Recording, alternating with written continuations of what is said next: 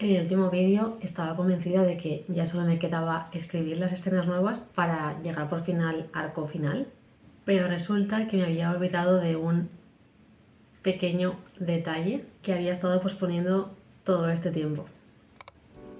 Hola, soy Marta y después de 12 años queriendo ser escritora, por fin me he atrevido a dar el paso. Así que bienvenidos y bienvenidas a Detrás del Intento, el canal donde comparto mi proceso escribiendo mi novela y todo lo que me voy encontrando por el camino. Lo habíamos dejado en que por fin había descubierto que el problema de que esta segunda parte no fluyera como yo esperaba era el narrador limitado. La solución fue añadir y cambiar algunas escenas que daban más movimiento a la protagonista y así generar esa sensación de acción y emoción en el lector, porque ahora ella tenía por fin algo de margen para poder realizar algún cambio. Como siempre, mi meta es escribir cada semana 2000 palabras y en la semana 20 escribí un total de 1104 palabras.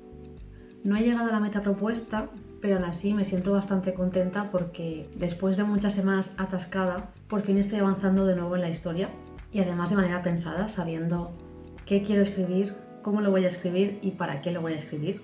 Como ya os he comentado otras veces, para mí es muy importante que todo tenga una intención y un sentido, porque creo que esto es una de las cosas más importantes que diferencian una buena historia de una historia increíble. Y aunque esta es mi primera novela y sé que todavía tengo que desarrollar muchísimo más mis capacidades como escritora, quiero acercarme todo lo posible a ese ideal que tengo en la cabeza e intento tenerlo siempre como todo en cuenta, y eso también es uno de los motivos por los que muchas veces me saturo y me bloqueo. Pero bueno, esta semana la verdad que estoy bastante contenta, siento que he avanzado y además con un sentido. Escribir cuando sabes qué problema estás resolviendo es muy diferente a escribir sin tener claro el conflicto técnico. Hasta aquí el libro iba fluyendo, despacio, pero iba fluyendo. Hasta que en la semana 21 me tropecé con otra de esas cosas que he ido posponiendo porque me cuesta abordarlas. Y no son los nombres, eso todavía ni he llegado a planteármelo. Yo creo que ya a estas alturas de la historia va a ser algo que haga al final cuando termine de escribir todo el libro. Así que en la semana 21 escribí un total de 343 palabras. Antes de que me juzguéis, que eso tranquilos que ya lo hago yo misma todo el rato, esta semana ya se me hizo muy evidente que no podía seguir dejando para más adelante, porque ya no había más adelante, todo lo que tiene que ver con la ambientación, la simbología, los espacios y etcétera de esta segunda parte. A mí me cuesta muchísimo ponerme a definir las cosas que son abstractas e ilimitadas. Por ejemplo, aparte de no haber todavía dado nombre a los personajes, tampoco he creado el mapa físico del lugar donde se desarrolla esta historia. Sí que más o menos tengo claras las diferentes zonas geográficas y un poco el clima, que es lo que tiene que ver un poco con las historias, pero no tengo hecho un mapa en sí. Creo que esto también lo comenté ya en otro vídeo, pero a mí me pasa que cuando las opciones son infinitas e ilimitadas, entro en un bucle de intentar encontrar la mejor opción, la opción óptima y definitiva, y realmente en este tipo de casos no la hay, simplemente hay diferentes opciones, todas están bien, elige la que más te guste y ya está. Y eso es algo que me cuesta muchísimo, y todo lo que tiene que ver con este tipo de decisiones lo voy posponiendo. Entonces, en la primera parte, la trama sucede en el bosque donde vive la protagonista y en un pueblo del este, que es donde está el primer conflicto. Como este es un primer borrador y en el que realmente quiero volcar el bruto de la historia, toda la parte de descripción del pueblo, narrar la ambientación y la descripción de manera sólida y bonita, me la salté un poco porque en esta primera parte realmente todo el tema del espacio no era realmente importante. Ahora bien, en esta segunda parte todo sucede en un jardín y un palacio donde la carga religiosa y política es muy fuerte, y aquí sí que es importante que desarrolle esa simbología y esa ambientación de manera intencionada. Entonces hasta ahora iba escribiendo un poco pues con una idea general, muy general en mi cabeza de cómo eran esos espacios, pero no lo había concretado y bueno, lo iba dejando como para más adelante, porque además ya sabéis que con esta segunda parte me ha pasado que he partido una idea muy general y al ir a escribirla me he dado cuenta de que no la tenía para nada desarrollada y me ha costado mucho encontrar toda esa trama que funcionase, los personajes, etcétera, etcétera. Entonces toda la parte de la simbología era algo que pensé, bueno, cuando lo tenga ya todo cerrado y decidido, lo haré. Pero claro, ahora sí que estoy en ese punto donde tengo ya toda la trama desarrollada, la línea temporal decidida, el orden de las escenas y las escenas necesarias para que ya todo tenga un sentido y se pueda entender este lío en el que me he metido. Y ya no puedo saltarme esta parte porque en esta historia todo esto tiene mucho peso en la trama. Así que esta semana me he pasado varios días definiendo los escudos de las diferentes ramas familiares, la simbología política y religiosa que tienen, de ritos, de ceremonias, de un poco las leyes, ¿no?, que existen en este reino. También la arquitectura del palacio y del jardín y otros muchos símbolos que son importantes para esta historia. Sé que esta parte es la que más disfrutan muchos escritores, la parte de creación del mundo, el desarrollo del mapa físico, las costumbres, las leyes políticas, religiosas, mágicas, todo lo que da estructura y orden a ese universo que están creando. Y espero yo también poder disfrutarlo algún día, pero de momento es algo que me hace sufrir bastante. Algo que también me ha parecido interesante ha sido que me he dado cuenta, conforme iba poniendo estos detalles, que ha habido muchos que sí que he creado de manera intencionada ahora a posteriori, pero ha habido otros que han surgido de manera como natural en la historia, que como que sin darme yo cuenta los había plantado ahí y simplemente he tenido que utilizarlos con otro sentido, otra capa más, para darle como ese trasfondo, ¿no?, a esta parte. Y creo que el haber leído tanto ha hecho que yo haya estado alimentando mi cerebro escritor sin darme cuenta. Entonces se me ha pasado varias veces que me sorprendo utilizando mecanismos que desconozco de manera formal, pero que conozco de manera intuitiva.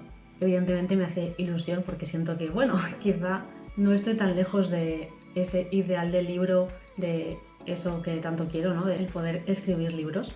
Todavía me falta mucho más por detallar a nivel descriptivo, pero creo y espero que sea así, que ya tengo la suficiente información como para poder cerrar este primer borrador. Es que yo había llegado a un punto en el que prácticamente no podía escribir, todo era y miró a interrogante o los interrogantes de los interrogantes y era absurdo, así que sí, necesitaba ya por fin definir toda esta parte de la simbología. Así que estoy satisfecha con haber definido todo esto que he ido posponiendo tanto y espero de una vez por fin ya poder terminar esta segunda parte.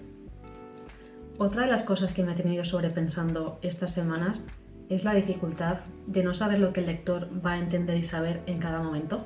Porque con todo esto de añadir la simbología a una historia que quiero que tenga dos verdades posibles hasta el final, me vienen las dudas sobre si estaré dejando demasiadas pistas y se sabe desde prácticamente el principio lo que está pasando o lo que va a pasar, o al revés, como yo tengo toda la información en la cabeza, pienso que es evidente y realmente lo que estoy escribiendo es demasiado oscuro, no se va a entender de dónde salen las cosas. Porque claro, es que es muy complicado el saber cómo dosificar y plantar la información necesaria en cada momento cuando tú lo sabes todo.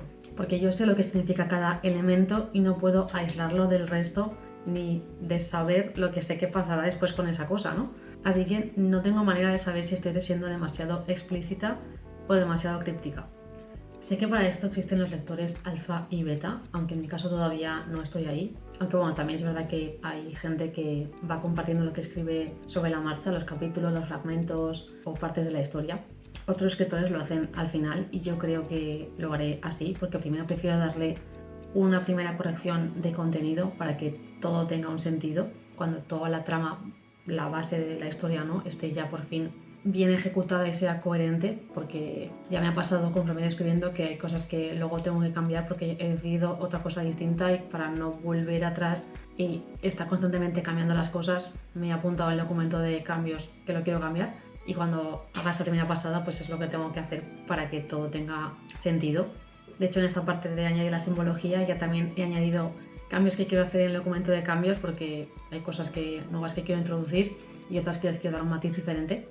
Entonces, bueno, una vez yo haya hecho esto y ya las siguientes correcciones que queden sean más de forma, de estilo, ortotipográficas, ya sí que daré la historia a los primeros lectores a ver, para que me den el feedback de lo que les parece.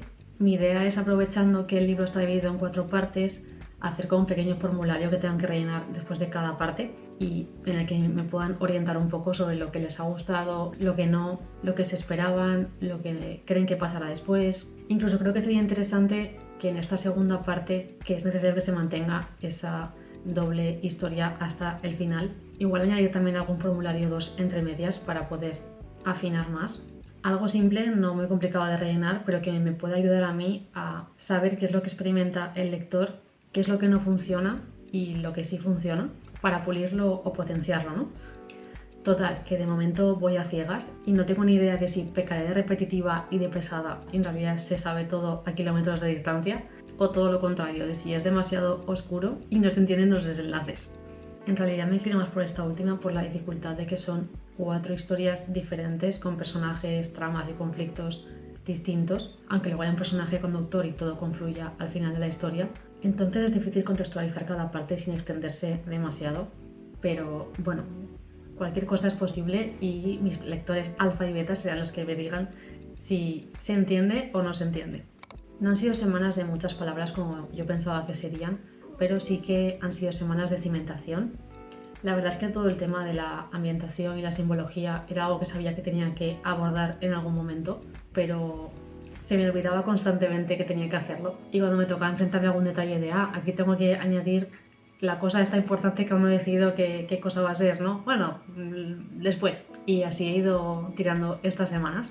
Así que lo he hecho en el ultimísimo momento, pero bueno, ya está, lo he hecho. Y ahora sí que sí, ya solo queda escribir las 4 o 5 escenas que me quedan pendientes para escribir ya el final. Gracias por acompañarme semana a semana con este proyecto. Y como siempre, sois libres de dejar en los comentarios cualquier aportación, duda, consejo que tengáis. Nos vemos en el siguiente vídeo con más palabras o más aprendizajes. Chao.